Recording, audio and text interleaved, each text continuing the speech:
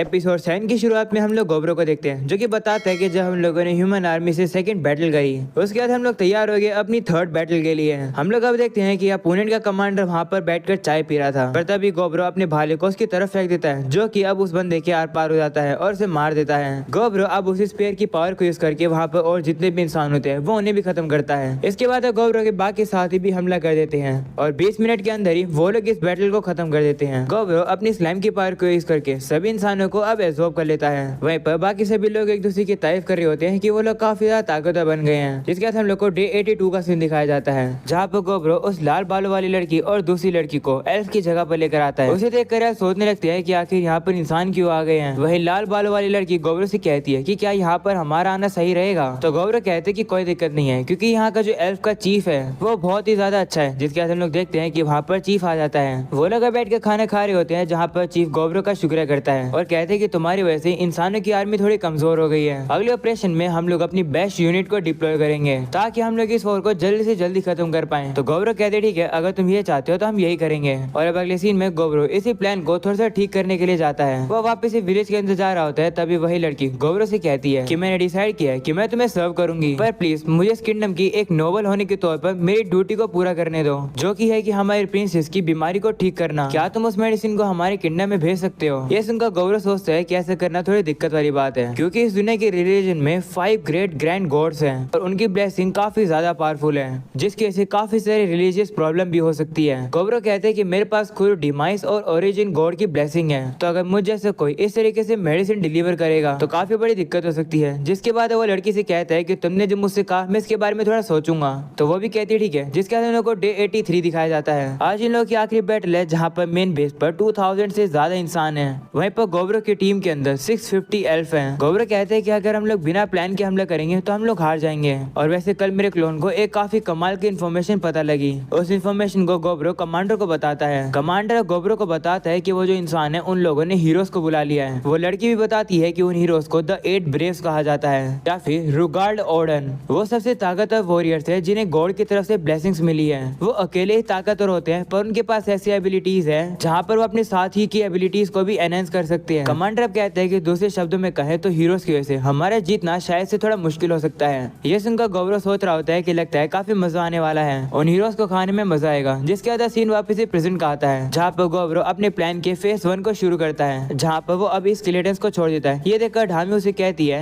कि सूरज अभी उगने वाला है, ये टिक नहीं पाएंगे ज्यादा। तो गोब्रो कहते हैं चिंता मत करो, मैंने इन लोगों को थोड़ा मॉडिफाई कर दिया है। जिसके बाद वो हो गए कि जिसे भी कहते हैं कि दुश्मनों को हरा देना जो कि तुम्हारे पास है। जिस पर वो भी कहते हैं ठीक है, और वो से पूछते हैं कि तुम क्या करोगे। तो गोब्रो कहता है कि मैं दुश्मन की सेंटर फॉर्मेशन के अंदर अपने स्केलेटन से हमला करूंगा। और अब अगले सीन में हम लोग देखते हैं कि गोब्रो ऐसा ही करता है। सभी स्केलेटन्स और सभी इंसानों के बीच में अब लड़ाई शुरू हो जाती है। इंसान भी अब कह रहे होते हैं कि यहाँ तो काफी ज्यादा स्केलेटन्स हैं, सुबह होने वाली है, बस हमें थोड़ा सा सहन करना है। जिसके बाद हम लोग देखते हैं कि अब सुबह हो जाती है और अब वो जो स्केलेटन्स होते हैं वो जलने लगते हैं। ये देखकर इंसान खुश होते हैं और कहते हैं कि हम लोग अभी इन्हें हरा पाएंगे। पर तभी दिखाया जाता है कि स्केलेटन्स की बॉडी के अंदर गोब्रो का ब्लड था और अब वो ब्लड सभी स्केलेटन्स को पूरी तरीके से कवर कर लेता है, जिसकी वजह से वो अब जल नहीं रहे होते हैं और अब वो सभी अब इंसानों के ऊपर हमला करना शुरू करते हैं और अब काफी सारे इंसान घायल भी हो जाते हैं। वहीं पर गोब्रो अपने कुछ स्केलेटन से कहता है कि मेरे आसपास के साथियों को जाकर बैकअप दो, इस जगह को अब मैं संभाल लूंगा। जिसके बाद अब गोब्रो कहता है कि अगर मैंने इनके सेंटर के ऊपर हमला किया तो दुश्मनों की पूरी कमांड ही गड़बड़ा जाएगी। तभी हम लोग कुछ गार्ड को देखते हैं जो कि वहाँ पर हीरो को लेकर आ रहे होते हैं। वो हीरो का लड़ने का मन बिल्कुल भी नहीं है, तो गार्ड उससे कह रहे होते हैं कि सिर्फ तुम ही एक ऐसे हो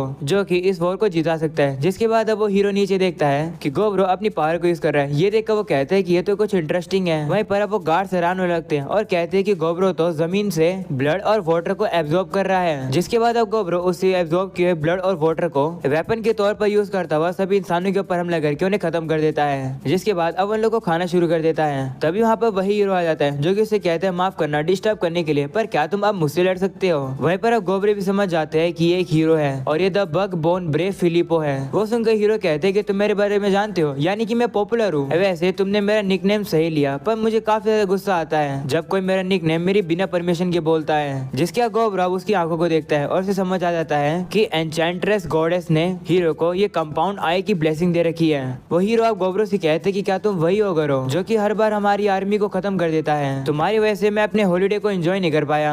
वहीं पर गोब्रो हीरो की प्रेजेंस को फील कर पा रहा होता है, जो कि काफी डेंस होती है, भले ये हीरो बच्ची जैसा क्यों ना दिखता हो। इस हीरो को बैटल के अंदर काफी ज्यादा एक्सपीरियंस है। हीरो अब गोब्रो से कहते हैं कि तुम्हें भी गॉड की ब्लेसिंग मिली हुई है ना, लेकिन कौन से गॉड की, जिस पर गोब्रो कुछ भी रिप्लाई नहीं करता है। तो वो हीरो से कहते हैं कोई बात नहीं, मत बताओ, वैसे ये बग देखो जिन्हें मैंने गॉड की ब्लेसिंग का और नेक्रोमेसी का यूज करके बनाया है। ऐसा बोलने के बाद उन बग्स को बाहर फेंक देता है, वो भी उन मरे हुए इंसानों के ऊपर, जिसकी वजह से वो सभी इंसान जो होते हैं वो अब सभी खड़े होने लगते हैं। ये देखकर गोब्रो सोचते है कि ये सभी तो ज़ॉम्बी की तरह है, पर अलग है क्योंकि सूरज इन्हें अफेक्ट नहीं कर रहा है। लगता है ये हीरो इन्हें किसी बग के जरिए कंट्रोल कर रहा है, एक बायो वेपन की तरह। वहीं पर अब वो हीरो गोब्रो से कहता है कि क्या तुम्हें ब्रेव और हीरो के बीच में डिफरेंस पता है। तो गोब्रो कहते हैं हाँ, इंडिविजुअल ताकत और number of possible strengthening allies. तो वो हीरो कहते हैं हाँ, एक हीरो की अकेले की ताकत काफी ज्यादा होती है और वो अपने और 10 साथियों को और ज्यादा एनहांस कर सकता है। वहीं दूसरी तरफ वो जो ब्रेव होते हैं वो हीरोज की तरह ताकतवर नहीं होते हैं और वो अपने एलाइज को भी काफी कम सपोर्ट दे पाते हैं। पर जब हम हीरोज एनहांस करते हैं तो हम अपने 100 साथियों को एनहांस कर सकते हैं। ऐसा बोलकर वो हीरो अपनी पावर को यूज करता है, जिससे कि वो जितने भी ह्यूमंस होते हैं वो अब बग्स में बदलने लगते हैं, जो कि सीधा अब गोब्रो के ऊपर हमला कर देते हैं।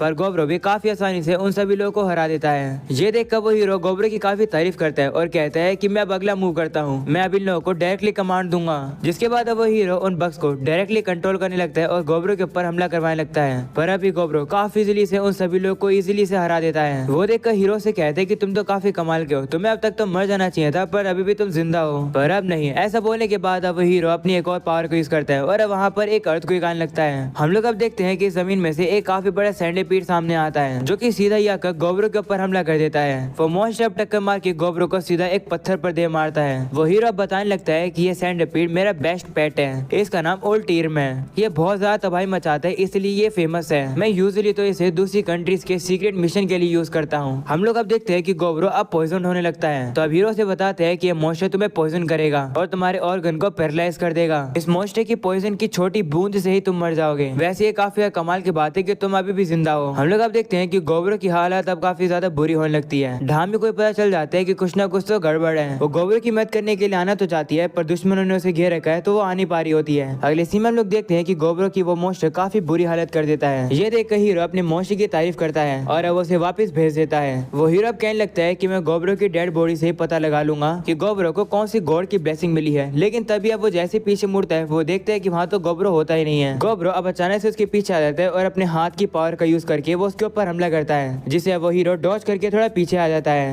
वो अब गोब्रो से कहते हैं कि तुमने मुझे हैरान कर दिया, तुम अभी तक जिंदा कैसे हो। तो गोब्रो कहते हैं कि मैं तुम्हें क्यों बताऊं। ये सुनकर वो हीरो कहता है कि मुझे लगा था कि तुम यही बोलोगे। लगता है कि वो जो पुरानी बॉडी थी वो नकली थी। वैसे मानना पड़ेगा कि तुम कमाल के हो, तुमने तो मेरी आंखों को ही चकमा दे दिया। मेरा वो मॉन्स्टर भी काफी दूर जा चुका है तो वो अब मदद नहीं कर पाएगा। तब शायद मुझे मेरी सीक्रेट टेक्निक नंबर 1 का यूज करना चाहिए, पर उससे पहले चलो हम लोग एक दूसरे को अच्छे से इंट्रोड्यूस करते हैं। तो गोब्रो कहते हैं कि मैं तो अपने आप को इंट्रोड्यूस नहीं करूंगा क्योंकि मैं नहीं चाहता हूँ कि लोगों को मेरे बारे में ज्यादा पता चले। तो अब वो हीरो कहता है कि ये तो काफी बुरी बात है। चलो फिर मैं अपने आप को इंट्रोड्यूस करता हूँ। मैं नाम फिलिपो बर्ड लॉक करता है, मैं पूरी कंट्री में 7th नंबर पर आता हूँ, पर फिर भी तुम मेरी बराबरी के ही हो। ये सुनकर गोब्रो सीधा इसके ऊपर हमला कर देता है। वो हीरो को उसकी बात भी कंप्लीट नहीं करने देता है। गोब्रो हमला करके उस हीरो की सीक्रेट टेक्निक को भी तोड़ देता है। हीरो उसे कहने लगता है कि तुम तो काफी ज्यादा रूड हो, मैं तुमसे बात कर रहा था। तब गोब्रो सीधा उसकी वेपन से उसके सर के ऊपर हमला करता है, पर तभी उस हीरो के अंदर से अजीब से कीड़े निकलते हैं जो कि गोब्रो की वेपन को रोक देते हैं। गोब्रो ये देखकर थोड़ा घबरा जाता है और पीछे हट जाता है। वो हीरो अब गुस्से में कहने लगता है कि मैंने अपनी सीक्रेट टेक्निक नंबर 1 से पहले अपनी सीक्रेट टेक्निक नंबर 2 यूज कर दी। चलो कोई बात नहीं। ऐसा बोलने के बाद अब वो हीरो अपने ही साथियों को मार देता है और उनकी पावर उनसे छीन लेता है और अब वो एक अलग ही चीज में ट्रांसफॉर्म हो जाता है। वो देखकर गोब्रो अब उससे कहते हैं कि तुम तो और टेस्टी बन गए हो, तुम्हें खाने में मजा आएगा।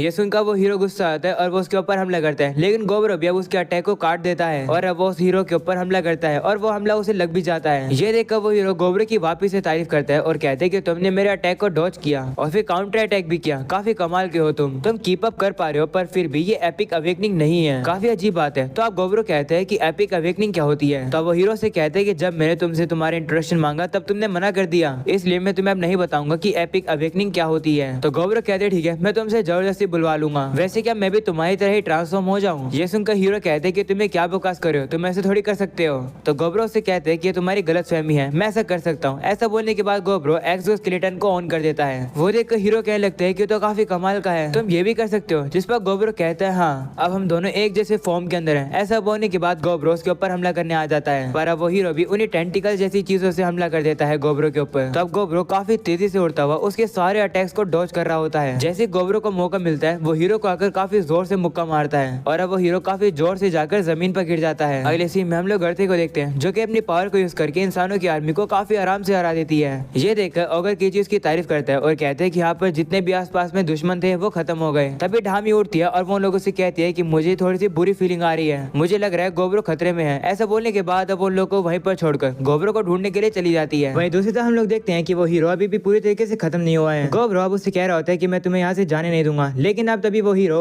अपनी बॉडी के अंदर से बाहर आता है और अब वहाँ से काफी तेजी से भाग जाता है। गोब्रो अब उसे पकड़ने की कोशिश करता है, लेकिन तभी वहाँ पर वही हीरो की बॉडी उसे रोकने आ जाती है। ये देखकर गोब्रो हैरान हो जाता है कि ये बॉडी अब भी मूव कर पा रही है। वो अब उस बॉडी के ऊपर हमला करके उसे काट देता है। वहीं अब गोब्रो देखता है कि वो हीरो वहाँ से भाग जाता है। गोब्रो अब काफी गुस्से में आता है और वो कहता है कि मैं कसम खाता हूँ कि मैं इस हीरो को खाकर रहूंगा। तभी वहाँ पर ढामी आ जाती है और अब वो गोब्रो को ठीक देखकर काफी ज्यादा खुश हो जाती है। गोब्रो से कहते हैं कि मैं ठीक हूँ, बाकी सभी लोग कैसे हैं। अगले सीन में गोब्रो बताते हैं कि जब वो हीरो से लड़ रहा था तो उसने अपने क्लोन जिसके पास स्टील्थ एबिलिटी थी उसको फॉरेस्ट के डीप पार्ट पर भेज दिया जहाँ पर ह्यूमंस के लीडर बैठे हुए थे। गोब्रो का क्लोन अब जाकर एक बंदे से कहता है कि चुपचाप मेरी बात सुनना, हम और ज्यादा कमांडर ऑफ एम्पायर के जॉइंट फोर्स से नहीं लड़ना चाहते हैं और अगले एम्पायर से भी। तुम अपने बैग को चेक करो। तब वो बंदा अपने बैग को चेक करता है और वो देखता है कि वहाँ पर तो वही मेडिसिन होती है जिसको वो लोग ढूंढ रहे थे। गोब्रो का क्लोन उससे कहता है कि जाओ जल्दी से ये दवाई को तुम्हारी बीमार प्रिंसेस को दे दो, ये वही दवाई है जिसे तुम लोग ढूंढ रहे थे। अब तुम लोग के पास लड़ने के लिए कोई भी रीजन नहीं बचा है, तो अपनी फोर्सेस को फालतू में मत गवाओ और वापस चले जाओ, मैं भी जा रहा हूँ। ऐसा बोलने के बाद गोब्रो का क्लोन वहाँ से चला जाता है। वहीं पर वो बंदा काफी घबरा जाता है। ये सब देखने के बाद वो सभी से कहते हैं कि हमारी कंट्री के अंदर एक मैसेंजर भेजो और उन्हें बताओ कि हमें वो एल्फ मेडिसिन मिल गई है।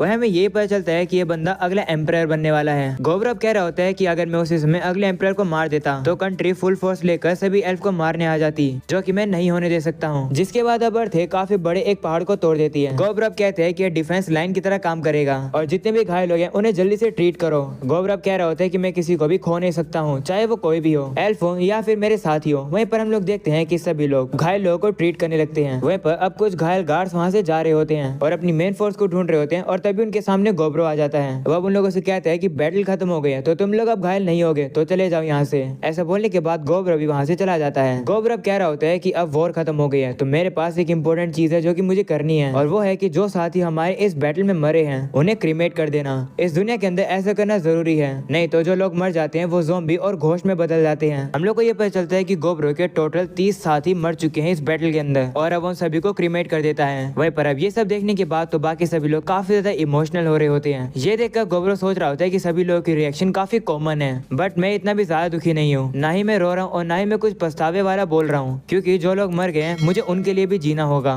और अब यहीं पर हो जाता है ये एपिसोड खत्म। पसंद आया हो तो लाइक कर देना, चैनल पर न्यू हो तो सब्सक्राइब कर देना। मिलते हैं अगले एपिसोड के अंदर, तब तक के लिए बाय बाय।